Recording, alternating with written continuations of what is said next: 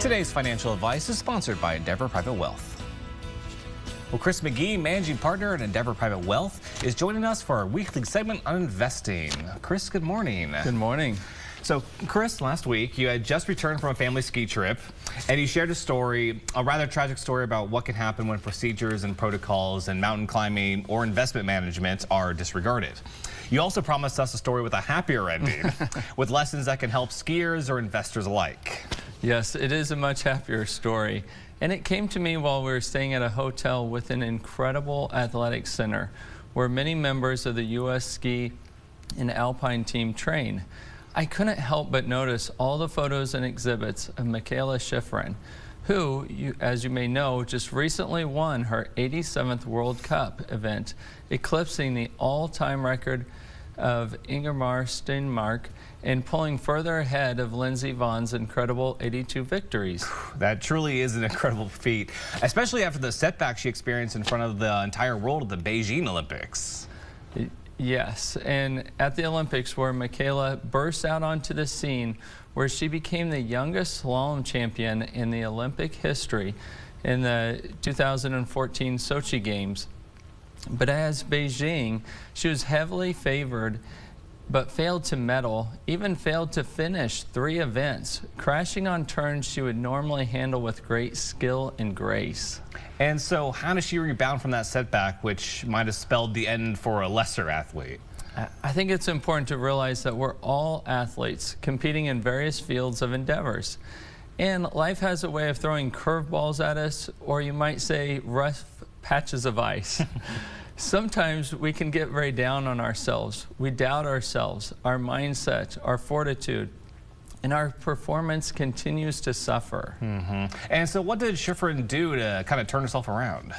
Well, Rachel Bachman of the Wall Street Journal wrote 2 very interesting articles on the subject. The first describes how Mikaela came to terms with the grief she was experiencing from the loss of her father shortly before Beijing. And in the second article, she recounts the advice Mikaela received from tennis star Roger Federer, a big fan of hers, who invited she and her mother to lunch at Federer's home in Switzerland following a World Cup race. And what did Federer tell her? What struck me most about what Federer said was actually what he didn't say. He actually listened a lot more, and how unhurried he and his wife Mirka were with Shiffrin. Federer didn't tell her that he knows how she feels because he couldn't. And he didn't tell her what to do until she asked. And only then did he suggest that she take more time to appreciate her accomplishments instead of ruminating on what she didn't. He also suggested that with her wide range of talent, that it might be better to focus on what she excels in and enjoys the most. So how does this Mikaela's story affect you? Well, it certainly hasn't made me an Olympic skier, but it's an important reminder that the clients I have the privilege of serving, that all financial professionals have the privilege of serving, should understand that beyond the investment portfolios and asset allocation reports, clients may be experiencing all different types of challenges and transitions in their lives.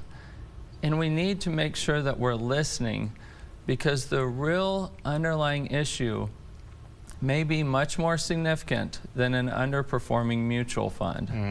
Well, Chris, thank you for sharing a very interesting story about an exceptional athlete and the lesson you found in it to better serve that athlete and all of us, really. We always appreciate your time. Thank you. And of course, to learn more about Endeavor Private Wealth, visit EndeavorPW.com.